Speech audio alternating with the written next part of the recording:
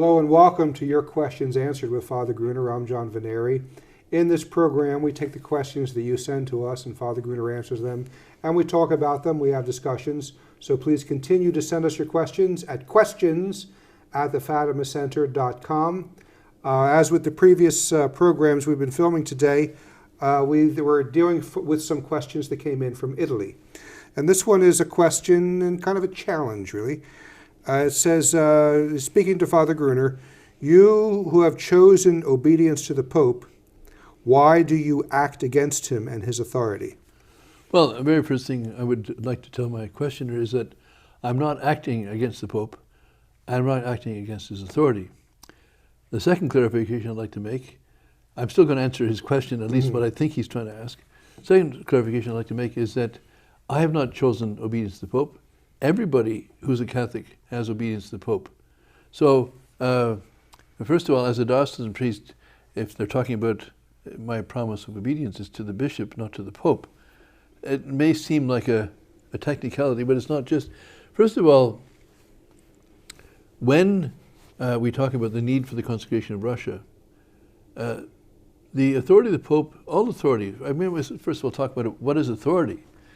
Authority is I obeyed my father, I obeyed my mother, I obeyed the traffic cop, I obey the laws of the country, of the province or the state, because God has given authority to these people, whether there's my father is my father of my family, or whether the bishop of the diocese, or whether the Pope of the Catholic Church, or whether the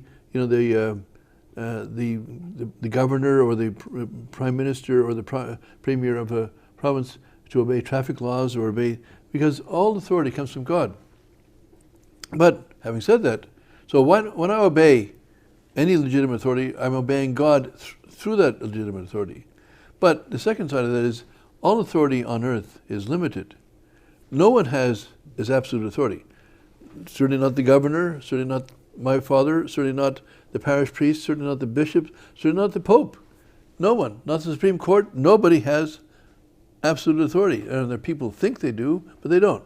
And if they're Catholic, they cannot believe that people have absolute authority. And so the Pope doesn't have absolute authority. So first of all, the Pope has never told me, not this Pope, not previous popes, no Pope, no Catholic Archbishop, no Vatican official, no one has told me not to speak about the message of Fatima. Now, I know that some of them don't like me speaking about it. I would be fairly, shall we say, blind if I didn't notice that. But they have not commanded me, okay? And the reason for that is they know the law and I know the law. And the law is they don't have authority to command me. The Church has approved the message of Fatima, and so I have a right to teach it. The Church says it's worthy of belief. So if the Church, that's the Bishop of Fatima, the Bishop of Leer of Fatima at the time, and the popes, 8 popes in a row have said Fatima's worthy of belief. And John Paul II says Fatima imposes an obligation on the Church. That includes me. So the difference is I have studied this more than maybe a lot of people have, and so I'm just reminding people of it, or I'm explaining it. I'm not being disobedient, and I'm not acting against the authority of the Pope or the bishops. In fact, when I'm perhaps the best support, they may not see it that way, but I'm the best support the Pope has, I'm the best support the bishops have. Because when they finally do obey Our Lady of Fatima, who's going to get the benefit? Well, certainly the whole world's going to get the benefit, but the Pope will be seen as it was through him that peace came. And so the papacy will have a great boost of prestige, more than he's ever had for the last 100 or last 500 years.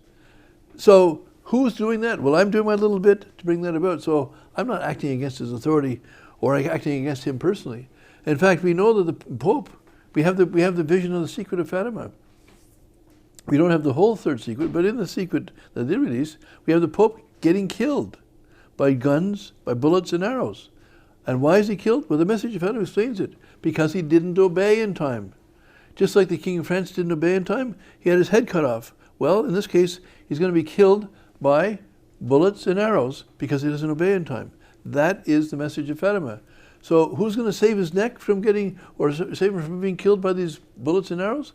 It's going to be me and people like me who keep reminding him, hopefully he does it in time so that he doesn't get killed.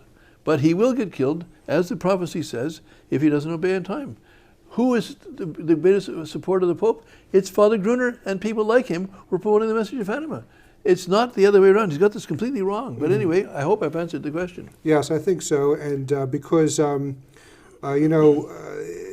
it's not being disobedient when you act against the will even of the Pope, when the Pope is actually commanding something that is harmful or not good. Well, he's not and even... St. Robert Bellarmine talks about that. Absolutely. Well, that not only do you resist, but you can prevent his orders from being carried out. Absolutely. But in this case, the Pope has not said, I refuse to. He's Yes. de facto not doing the consecration. Yeah. And, when Francis said he was going to do the consecration of the world, he didn't even do that on October 13th. It's obvious that something got in the way. It's somebody sat upon him, the more fear that, Kathy Pearson speaks about. But the bottom line is, but he has not, no Pope has said, I refuse, I will not obey. Mm-hmm. If he did, I would still be right to oppose him for that. But he's not even doing that. He's just not obeying, that's all. Yes. So anyway, it's an act of love and filial piety to the Pope to continually remind of the need for the Fatima message and for the consecration. So with that, we'll close this segment, and we will see you on the next broadcast. Thank you.